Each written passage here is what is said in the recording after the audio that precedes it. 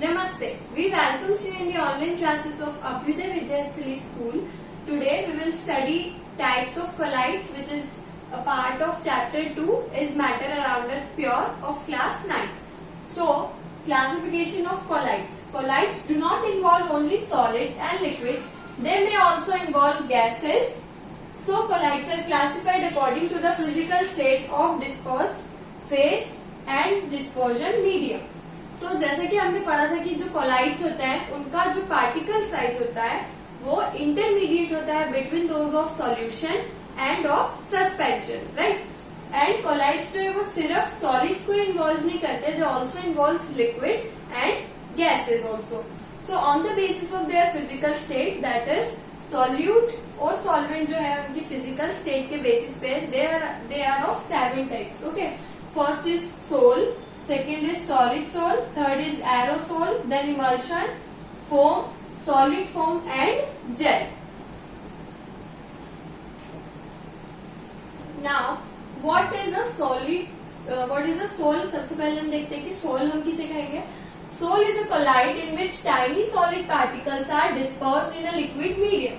So यहाँ पर solute क्या होंगे, solid particles, and solvent क्या होगा, liquid medium. ठीक है, उस कॉम्बिनेशन को हम क्या कहेंगे, सोल. जब हम सॉलिड मींस सॉल्यूट क्या ले रहे हैं हम, सॉलिड, और लिक्विड को हम कैसे ले रहे हैं, एज अ सॉल्वेंट. तो जब सॉलिड जो है वो लिक्विड में डिसॉल्व होगा सो उसे हम क्या कहेंगे, sol. For example soap solution, ink, starch solution and most paints. Then next is solid sol. Solid sol is a colloid in which solid particle are dispersed in a solid medium. Now solute और solvent दोनों ही जब solid होंगे तब हम उसे क्या कहेंगे, सॉलिड सोल. जैसे कलर्ड जेमस्टोन लाइक रूबी. सो रूबी जो है वो भी सॉलिड है और उस पर जो हम कलर करेंगे वो भी सॉलिड होगा. So it makes a solid sol combination. Third is aerosol. Now name से क्लियर है, एरो मीन्स एयर आएगी यहाँ पर. And aerosol is a colloid in which a solid और liquid is dispersed in a gas. अब जो solid और liquid है वो क्या होंगे, सॉल्यूट होंगे, और जो सॉल्वेंट होगी मीन्स जो लार्ज अमाउंट में प्रेजेंट होगी वो क्या होगी, एयर होगी. The example of aerosols in which a solid is dispersed in a gas are. अब हम कुछ एग्जाम्पल देखते हैं, जैसे smoke, automobile, exhaust. The example of aerosol in which, अब जब जिसमें लिक्विड होगी तब हम क्या एग्जाम्पल्स लेंगे, हम वो देखते हैं, जैसे hair spray, fog, mist and clouds. ठीक है, अब हेयर स्प्रे तो बहुत ही जनरल एग्जांपल है कि लिक्विड फील्ड होता है बॉटल में, बट जब हम उसे स्प्रे करते हैं तो वो एयर के फॉर्म में बाहर आते हैं, जैसे डिओड्रेंट्स भी होते हैं. ठीक है. Now next is emulsion. And emulsion is a colloid in which minute droplets of one liquid are dispersed in another liquid which is not miscible with it. Miscible का मतलब होता है मिक्स होना. ठीक है, अब not miscible means they are immiscible, वो दोनों मिक्स नहीं होंगे. सो जो इमल्शन है वो किससे फॉर्म हो रहा है, ऐसे दो लिक्विड्स जो एक दूसरे में मिक्स अप नहीं होते. सो वो दोनों जो लिक्विड्स है वो एक दूसरे में मिक्स नहीं होते हैं, राइट. सो एग्जांपल क्या हो जाएंगे, मिल्क, बटर, फेस क्रीम. अब मिल्क में हम वाटर और जो मिल्क है वो दोनों लिक्विड्स होते हैं उनको मिक्स करते हैं, राइट. और इसी तरीके से ऑयल और वाटर भी होते हैं. ऑयल जो है वो वाटर की सरफेस पर ही तैरता रहता है, दोनों मिक्स नहीं होते हैं. So they are also an example of emulsion. Next is foam. The foam is a colloid in which a gas is dispersed in a liquid medium. अब यहाँ पर क्या हो रहा है कि जो सॉल्वेंट है जो लार्ज अमाउंट में है वो क्या है, लिक्विड है, और जो कम अमाउंट में दैट इज सॉल्यूट वो क्या है, gas. The example of foam or fire extinguisher foam, soap bubbles, shaving cream and beer foam. So best example is soap bubbles. ठीक है, वाटर से बनते हैं वो, बट उनमें एयर भी प्रेजेंट होती तभी वो बबल फॉर्म हुआ है. ठीक है, आप ये घर पे भी ट्राई कर सकते हैं. Next is solid foam. अभी हमने सिंपली फोम देखा था, अब हम देखते हैं सॉलिड फोम. इस फोम को हम लिक्विड फोम भी कह सकते हैं. ठीक है, अब solid foam, the solid foam is a colloid in which a gas is dispersed in a solid medium. अब यहाँ पर क्या हो जाएगा, सॉल्वेंट सॉलिड हो जाएगा. The example of solid foam or insulating foam, foam, rubber, sponge and bread. So bread and sponge सभी ने देखे होंगे, राइट. सॉलिड होता है स्पंज, और जब हम उसे प्रेस करते हैं तो वो दब जाता है, लेकिन जब उसको हम फ्री छोड़ देते हैं तो वो अपने एक्चुअल शेप में होता है. क्यों? क्योंकि जो स्पेस है वो किसने फिल कर ली होती है, एयर में. Next is gel. The gel is a semi solid colloid. Semi solid है, ना तो ये लिक्विड है ना ही ये सॉलिड है. In which there is a continuous network of solid particles dispersed in a liquid. So अब जो सॉलिड है वो लिक्विड में डिस्पर्स्ड है. Jellies, gelatin and hair gel. बॉयज जो है वो जनरली यूज करते हैं हेयर जेल. सो वो कैसा होता है, थोड़ा सा स्टिकी होता है, सेमी सॉलिड होता है. So it is these are 3 examples of gel. Now we will see through a chart the classification of colloids. सबसे पहले हमने देखा था सोल. इसमें डिस्पर्स्ड फेस क्या होगी, सॉलिड. डिस्पर्स्ड फेस को हम सॉल्यूट भी बोल सकते हैं, जो डिसॉल्व होने वाला है, राइट. सो यहाँ पे क्या होंगे, सॉलिड होंगे. Dispersed phase, dispersed medium is liquid, and here are some examples. Then solid soul, dispersed phase होगी solid, dispersion medium होगा solid, colored gemstone. यहाँ पर 2 और examples, मतलब 2 टाइप से हम solid soul के बाद हम aerosol को 2 एग्जाम्पल से और देख सकते हैं. दैट इज सॉलिड और लिक्विड अगर जब डिस्पर्स फेज होगी तो डिस्पर्जन मीडियम गैस होगा, ठीक है, और तब उनके एग्जाम्पल्स बदल जाएंगे जब लिक्विड होगा और जब सॉलिड होगा. देन हमने देखा emulsion, foam, solid foam and jail.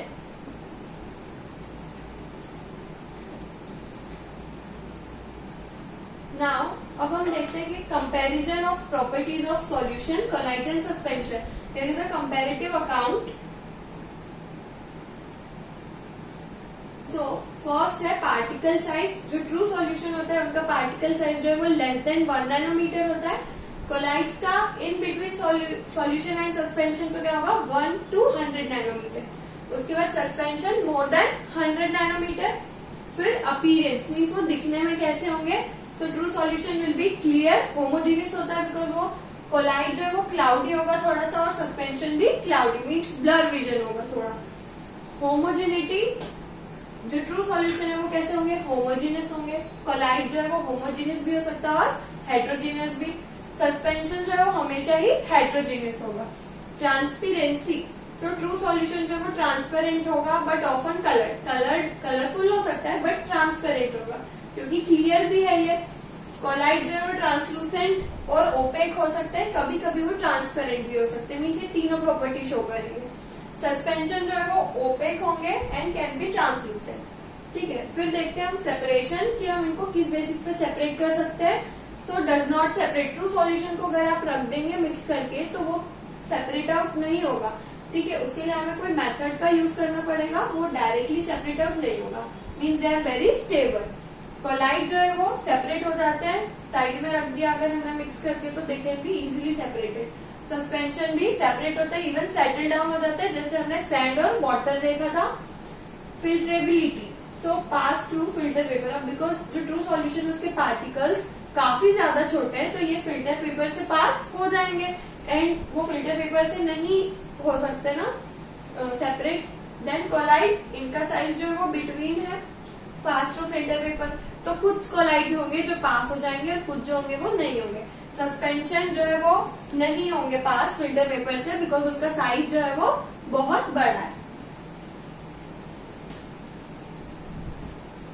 आज हम देखते हैं कॉन्सेंट्रेशन ऑफ सॉल्यूशन, ठीक है. जनरली हमने वर्ड सुने concentration and dilution. So concentration का मतलब क्या होता है कि जो सॉल्यूट है उसका अमाउंट कितना है पर्टिकुलर सॉल्यूशन में, that is called the concentration of that solution, ठीक है. जैसे अगर हमने 1 ग्लास वाटर लिया है और उसमें 2 स्पून शुगर ऐड करी है तो शुगर की अमाउंट कितनी है, शुगर की जो कॉन्सेंट्रेशन है वो क्या कहलाएगी, उस सॉल्यूशन की कॉन्सेंट्रेशन, ठीक है. The amount of solute present in a given amount of solution. Solute का अमाउंट मीन जिसे हम डिसॉल्व कर रहे हैं उसका amount in a given amount of solution, एक गिवन अमाउंट ऑफ सॉल्यूशन में कितना है, this is called the concentration of solution. Amount of solute upon amount of solvent और amount of solute upon amount of solution. तो amount of solution हम कैसे calculate करेंगे, amount of solvent plus amount of solute, because एक solution 2 चीजों से मिलकर बना है, सॉल्यूट एंड सॉल्वेंट. तो अगर हम उन दोनों का ऐड कर देंगे तो हमें सॉल्यूशन का अमाउंट पता चल जाएगा. The concentration of a solution can be expressed by mass percent और as by mass volume percentage. हम 2 तरीके से कॉन्सेंट्रेशन को कैलकुलेट कर सकते हैं. सॉलिड्स के लिए हम मास परसेंट यूज करेंगे और लिक्विड्स के लिए हम वॉल्यूम परसेंट यूज करेंगे, ठीक है। Bye mass percent of a solution, तो यहाँ पर क्या आ जाएगा, मास of solute upon mass of solution. Percent calculate कर रहे हैं इसलिए हम क्या करेंगे, मल्टीप्लाई बाय 100। एंड अगर जो लिक्विड में है सॉल्यूशन तो हम क्या करेंगे, mass by volume percent calculate करेंगे। Mass of solute upon mass of solution लेंगे, वॉल्यूम ऑफ सॉल्यूशन लेंगे instead of mass of solution into 100, क्योंकि हम यहाँ पर परसेंट कैलकुलेट कर रहे हैं।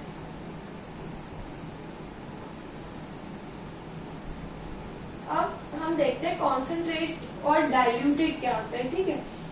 एक बीकर है, उसकी वो क्या है, कैसा है, कॉन्सेंट्रेटेड है, और दूसरा बीकर है वो कैसे है, डाइल्यूटेड सॉल्यूशन कंटेन कर रहा है।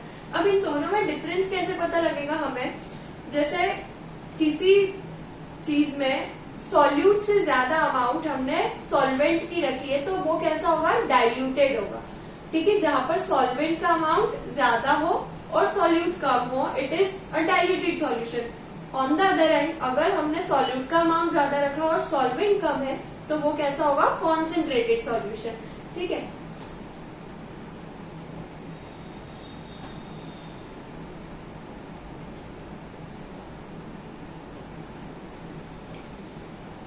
अब हम देखते हैं सैचुरेटेड और अनसैचुरेटेड सॉल्यूशंस क्या होता है। तो सबसे पहले हम देखते हैं अनसैचुरेटेड सॉल्यूशन क्या होगा।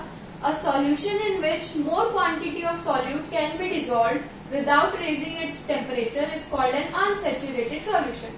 अब सपोज हमारे पास दो लिक्विड्स हैं, एक अल्कोहल है और एक वाटर है, और सॉल्यूट हमारा सेम है, दैट इज सॉल्ट, ठीक है। अब हमें देखना है कि दोनों में से कौन ज्यादा डिजोल्व कर सकता है सॉल्ट को। सो अब अगर हम एक एग्जांपल के लिए माने कि जो वाटर है वो ज्यादा डिजोल्व कर सकता है सॉल्ट को और जो अल्कोहल है वो कम कर सकता है, ठीक है। हमने दोनों में डिजोल्व किया, proper amount of equal amount of salt को दोनों में ही डिजोल्व किया, वाटर में भी और अल्कोहल में भी।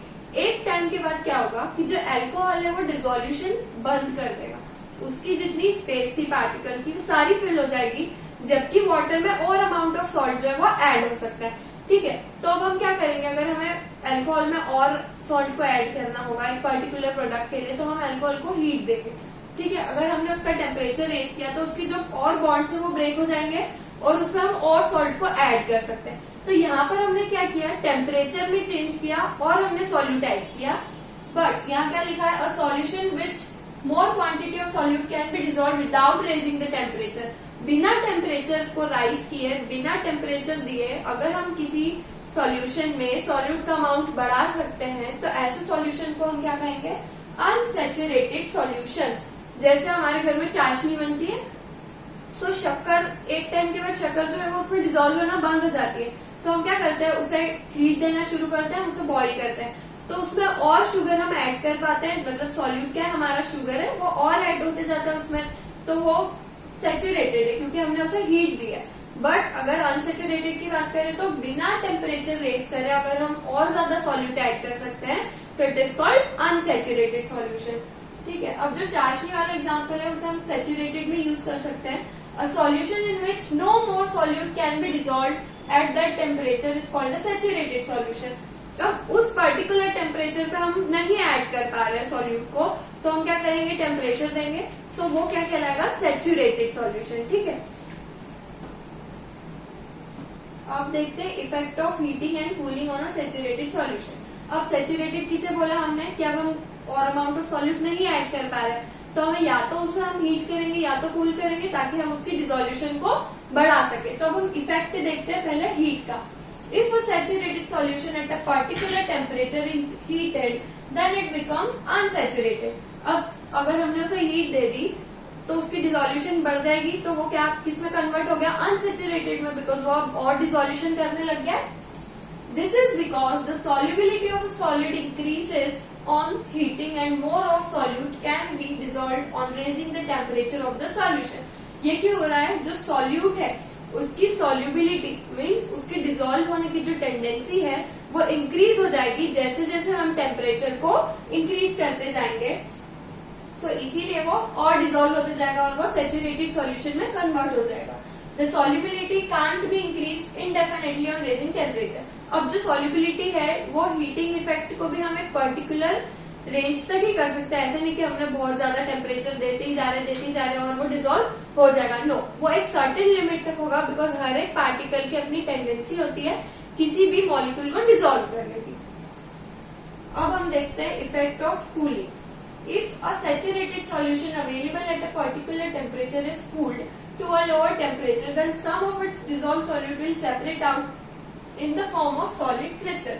अब अगर हमने उसको कूल कर दिया तो क्या होगा कि कुछ पार्टिकल्स हैं वो सेपरेट हो जाएंगे उससे, मीन्स ये इनवर्स रिएक्शन हो गई। यहाँ पर हमने हीट दिया था तो डिजोल्व हो रहा था, और अगर हम कूल करेंगे तो वो सेपरेट हो जाएंगे। ठीक है, मतलब सॉल्युबिलिटी जो है वो डिक्रीज हो जाएगी। This is because the solubility of solute decreases on cooling. जो सॉल्युबिलिटी है वो क्या हो जाएगी, कम हो जाएगी, वो डिक्रीज हो जाएगी। आज की क्लास में हमने पढ़े टाइप्स ऑफ कोलाइड्स। ठीक है, उसके बाद हमने पढ़ा कॉन्सेंट्रेशन ऑफ सॉल्यूशन, एक कंपैरेटिव अकाउंट देखा था सॉल्यूशन, सस्पेंशन एंड कोलाइड्स के बीच में। देन हमने कॉन्सेंट्रेशन देखी, सॉल्यूशन की दो वेज से हम कैलकुलेट कर सकते हैं।